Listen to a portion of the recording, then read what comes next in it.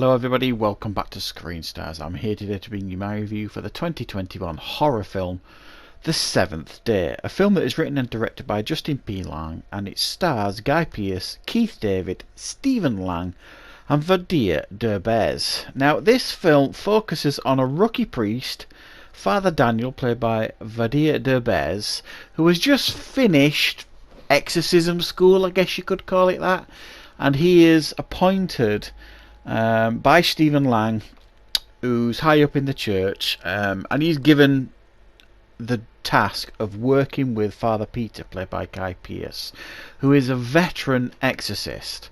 There has been a rise of demonic possessions, so the church has had to train up a lot more priests, and he is sent out with this veteran exorcist in order to clean up the streets. However, he soon learns that this veteran priest, Father Peter, played by Guy Pearce, has got some fairly unconventional methods that actually brings into question his own faith. I'm trying not to say too much because I don't want to spoil it.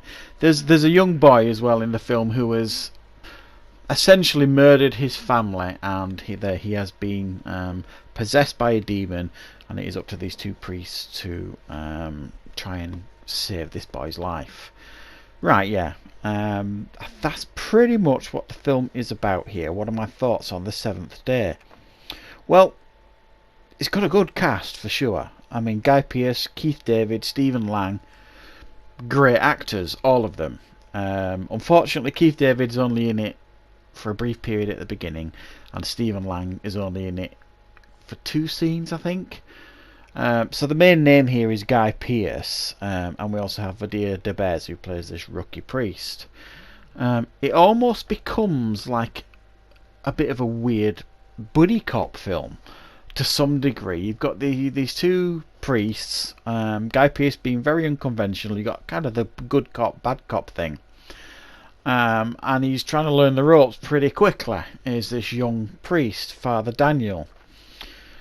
I think the problem with this film is it rushes the story far too much. There's zero character development, so we know nothing really about Father Daniel, and no real interest in his character or why we should care really, other than he's a priest and he's trying to stop people being possessed.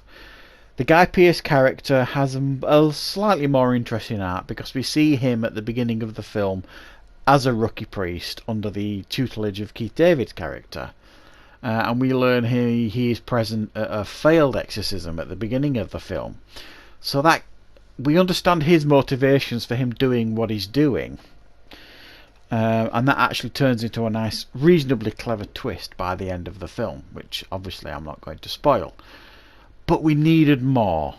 We needed more about the backstory of, why these priests are doing this, why there's been this increase of demonic possessions, and you get some answers late on, but it's almost too little too late. It feels too enclosed, this film. It doesn't feel wide enough. It seems like everywhere they go there's a demonic possession. It seems way too convenient, to be honest. And it's far be it from me to claim that an exorcism film has got too many possessions in it, but this one does. It goes for the very Hollywoodized version of it. You get possession at the beginning, you get a possession when they first meet, and then you get this boy showing signs of possession here, there and everywhere that they meet, and then more stuff later in the film. It just gets a bit oversaturated, I suppose, overexposure in regards to possessions, and none of them are particularly scary. I think the most scared I got in this film is the scene where Father Daniel's walking down a darkened corridor where this boy has escaped, and there's been some horrible stuff take place, so you know what this thing is capable of. And it's darkened, you got usual flashing lights, that sort of thing, and you got these scary noises going off, and the mood was set, and it was done well enough to raise tensions a little bit and to get that fear in you. And then again, he just goes for overexposure and shows too much, and it's not scary. Less is more for the most part. And when this director goes for the less is more approach, the film is a little bit more effective, I would say. Performances really here are all fine, certainly from the central characters. It was a little bit odd seeing Stephen Lang play like this Archbishop character. Very odd actually, because you're so used to seeing him playing like these rough, ready bad guys or marines or action heroes or whatever. To see him play this restrained Archbishop priestly character was a little bit odd, and I almost expected, you know, him to become this evil figure in the film or something. I don't know what. You know, as soon as you see Stephen Lang, you think, well, he's going to be a bad guy. But it's not to spoil anything to say that doesn't happen, really, because it doesn't happen.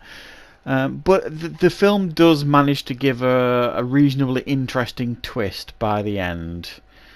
But there's no real massive surprises here other than that little twist I've just mentioned. It's pretty run-of-the-mill, really, this. Like I say, it goes for that Hollywood approach to exorcism films, and it's too light on scares, in my opinion. And it desperately needed more character development, but it does try and set up sequels at the end, so no idea if we're going to get anything along those lines. I have no idea how successful this film is likely to be. But yeah, it is certainly watchable. I'm going to give this one 6 out of 10. I think they could have done so much better if they'd have just cranked up the scares here and there. It could have been a much better film. So that is my review for The Seventh Day. Thanks for watching, everybody. I hope you liked the review. I hope you found it useful. Don't forget to like if you liked the video.